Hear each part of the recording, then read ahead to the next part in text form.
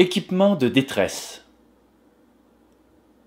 Le VHF, Very High Frequency ou radio à haute fréquence en français. Une radio VHF doit maintenant être munie de la fonction d'appel sélectif numérique ASN sur le canal 70. Cette fonction produit automatiquement des alertes de détresse en format numérique. La garde côtière canadienne offre le service d'ASN sur le canal 70 sur les côtes Est et Ouest, ainsi que sur les Grands Lacs et le fleuve Saint-Laurent. Rappelez-vous que le canal 16 de la radio VHF est réservé exclusivement aux appels et aux situations d'urgence. La garde côtière canadienne est constamment à l'écoute sur le canal 16. Il est aussi possible d'utiliser étoile 16 à partir d'un cellulaire pour contacter la garde côtière canadienne. Si vous appelez un autre navire sur le canal 16, une fois la communication établie, allez sur une autre fréquence pour continuer votre communication, question de ne pas embourber le canal 16. Il existe un protocole pour l'utilisation de la radio VHF.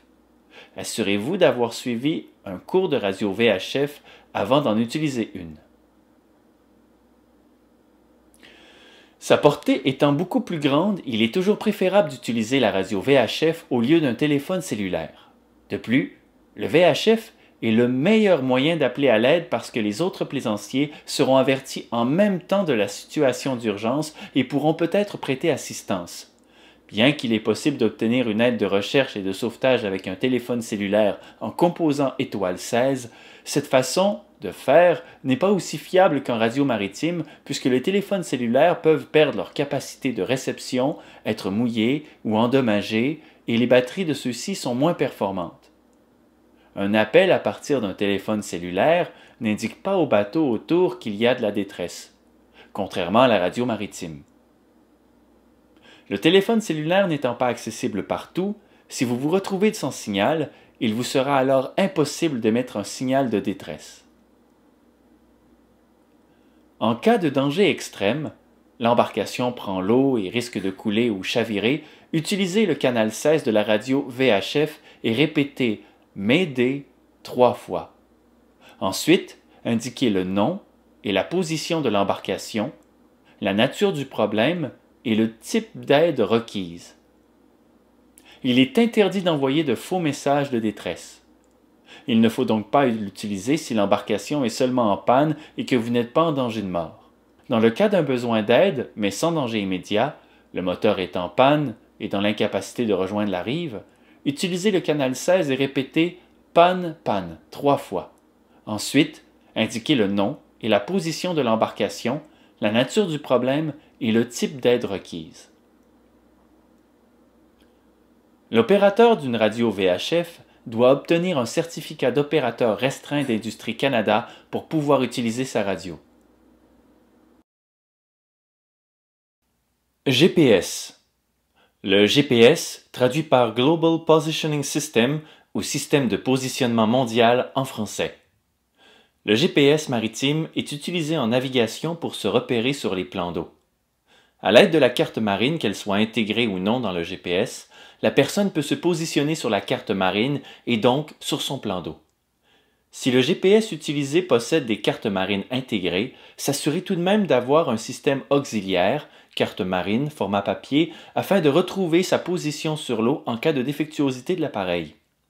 Il faut s'assurer d'avoir les piles rechargées pour le bon fonctionnement du GPS.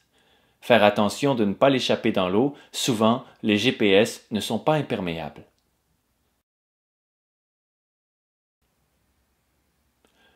Lampe de poche étanche.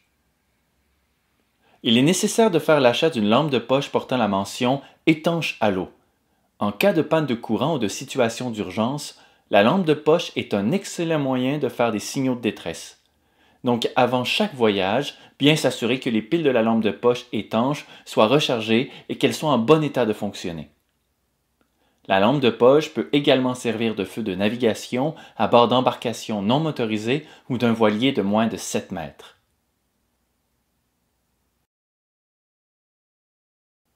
Feu pyrotechnique. Les feux pyrotechniques doivent être utilisés qu'en cas d'urgence seulement. Avant d'utiliser un feu pyrotechnique, il est important de lire les instructions du fabricant. Une pièce pyrotechnique doit être projetée à angle et contre le vent pour qu'il soit lancé en s'éloignant de nous. Si le vent est fort, l'angle de tir doit être réduit.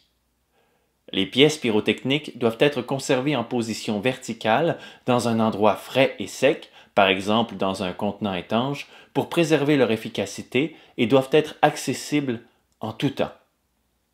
Il existe 4 types de pièces approuvées. Fusée à parachute. Étoile rouge simple monte jusqu'à 300 mètres et redescend lentement à l'aide d'un parachute, est facilement visible depuis la surface ou les airs et brûle pendant au moins 40 secondes. Fusée à étoiles multiples. 2 étoiles rouges ou plus montent jusqu'à 100 mètres et chaque étoile brûle pendant 4 ou 5 secondes et est facilement visible depuis la surface ou les airs. Feu à main. Flamme rouge au bout d'une torche à main dont la visibilité est limitée à la surface, qui brûle pendant au moins 1 minute et qui est le meilleur moyen de faciliter un repérage exact depuis les airs. Signal fumigène, flottant ou à main, produit une fumée orange, dense, pendant 3 minutes, à n'utiliser que le jour seulement. L'étiquette d'approbation de Transport Canada doit apparaître sur les pièces pyrotechniques. Ces dernières ne sont bonnes que pendant une période de 4 ans à compter de la date de fabrication indiquée sur chaque pièce. S'informer auprès des corps policiers locaux ou des pompiers afin de savoir comment éliminer les pièces périmées. Les signaux visuels ne sont pas exigés à bord des embarcations de plaisance qui sont d'au plus 6 mètres de longueur et qui ne sont pas équipées d'un moteur. De plus, des signaux de détresse pyrotechnique ne sont pas exigés à bord des embarcations de plaisance dans les cas où celles-ci sont utilisées sur un fleuve, une rivière, un canal ou un lac, où elles ne peuvent jamais se trouver à plus d'1 000 marins de la rive, ou encore lorsqu'elles n'ont pas de couchette et lorsqu'elles sont utilisées pour des participations à une compétition officielle ou aux derniers préparatifs de celle-ci.